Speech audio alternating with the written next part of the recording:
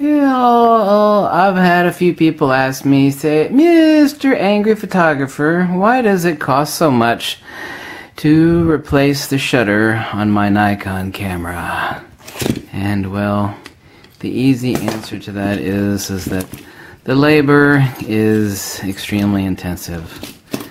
Thought you might take a look at your command dials and your sub-command dials so far as how they work. So little contact actuators.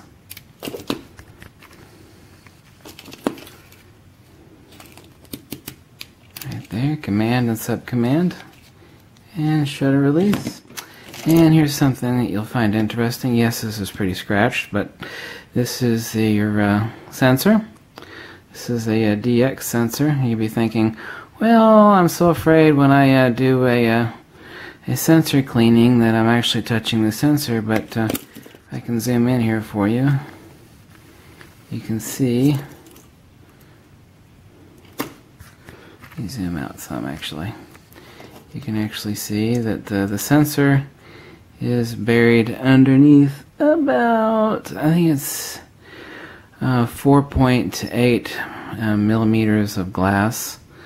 You can have potentially an AA filter, but this is the sensor board with sensor. This is the DX sensor, but it's buried way underneath that glass, so even though I jabbed this with a screwdriver, the sensor remains unharmed. Obviously, however, that would destroy the image for obvious and logical reasons.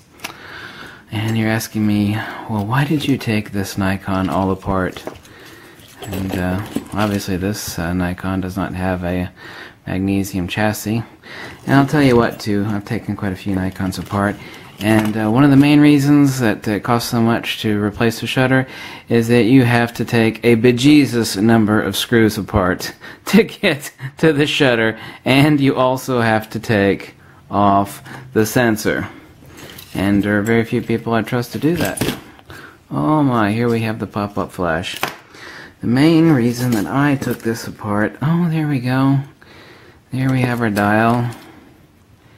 Yes, sirree. Pussy mode, shutter mode, angry photographer mode, and manly mode.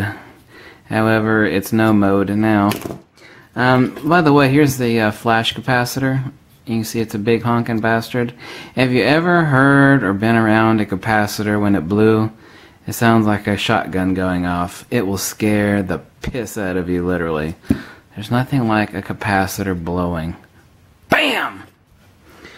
So much fun. Here we have our mounting ring. Major thing that happens that I've warned you about in other videos is that if someone's packing a camera on their hip and they hit the lens going through a door or something, what it does is it'll tweak this. It'll torque it, and even though the lens might be okay, people never check this on a used camera. You need to look at it flat and make sure it's not warped, because that's a common issue, and I've seen it many times. But I took this little baby apart because we got the magic. The magic here. Here's our glass viewfinder. Here's our diopter adjustment. But I actually had to take an enormous amount to get this off. And what did I go after? Here we go. The pentaprism. That's right. Let's yank out the pentaprism. Ta-da! This is the golden gem of the camera. It's worth it to take it apart, because I am an optics slut, and I could do so many things with a pentaprism. These are really precision made too, even in the cheap Nikon and Canon. Well, at least Nikon anyway.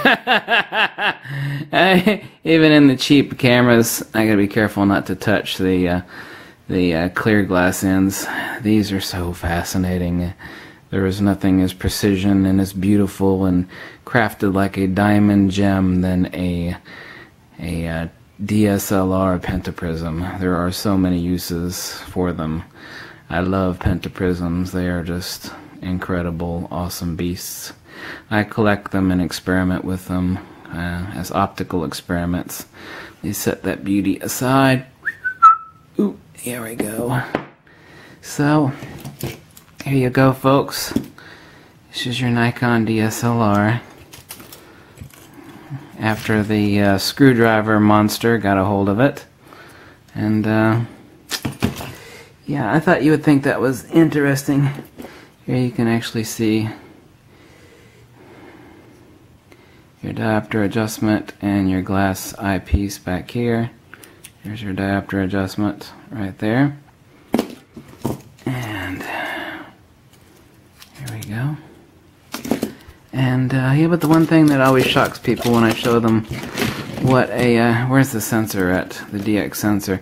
The sensor is buried deep underneath that glass. So while it's very important to be very careful in cleaning your sensor for obvious reasons, there is a coating and potentially an AA filter on top of the sensor, but there's a big hunk of glass underneath that sensor, over top of that sensor. And so when you're actually, it's really tough. I could actually drive a car over this, and while it would be no good for taking pictures afterward, it would still be a viable sensor. It wouldn't be cracked. And digital sensors are actually a lot tougher than you would think.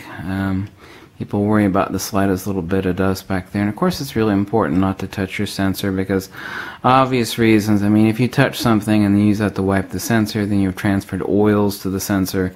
And that obviously is an immediate and imminent issue. But the sensor is underneath a lot of bit of glass there. It certainly is. So yeah, this is why costs so much. Oh, here's the flexi cable to feed. All Nikon DSLRs are like this. Feeds into the logic board, which is right here, and the flexi cord that feeds the LCD display just pops in right there. So you have your rocker dials and your buttons over here, and it's just fed with one flexi cable. And I be so careful in taking these apart because you blow the capacitor. I don't want that to happen. But, these are great stuff. But yeah, I took this one all apart just to retrieve the one and only magical part of every DSLR, and that is an ultra fine precision pentaprism. Just silk, sex, and sugar. Excuse me. I've been breathing in screws. I mean, you want to talk about a lot of screws, baby. A lot of screws. So this is why when you need a shutter replacement on your Nikon or Canon DSLR, just think of the asshole that has to sit there and unscrew all that. I didn't have to take all this apart like I did, but 80% of it he does. Replacing a shutter is no easy task, baby. I've done it before. Obviously, this was just a teardown, so this wasn't a shutter replacement. This was a total deconstruction to retrieve this magic part that is so sexy. Yeah, only a guy could find a pentaprism sexy, especially an optics nerd like me, and I'm a total optics slut. So I'm glad you could watch. And this is where did the Nikon part go? Here we go. Nikon. Oh, this video should be called Nikon No More Trash Heap. Goodbye. Going to a landfill, baby. Check it out at the latest landfill near you. This ought to appease all the Canon guys. You hate Canon. You're always showing videos of Canon cameras being destroyed. Why do you hate Canon so much? Oh, shut up, will ya? Give me a break. Catch you later, okay? Bye.